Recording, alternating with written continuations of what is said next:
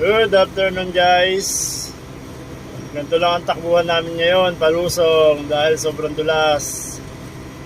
Bawal ang full stop.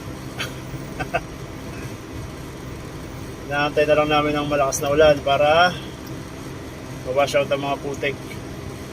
Pansamantala, habang wala pang lakas ng ulan, lakas ng loob muna para makalusong kami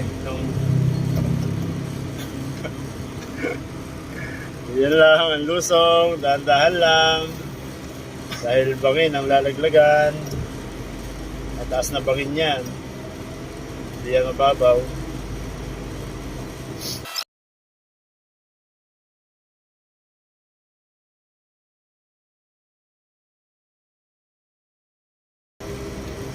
Yan o, diyan ka kaya dali na. Walang kaharang-harang yung bangin na yan.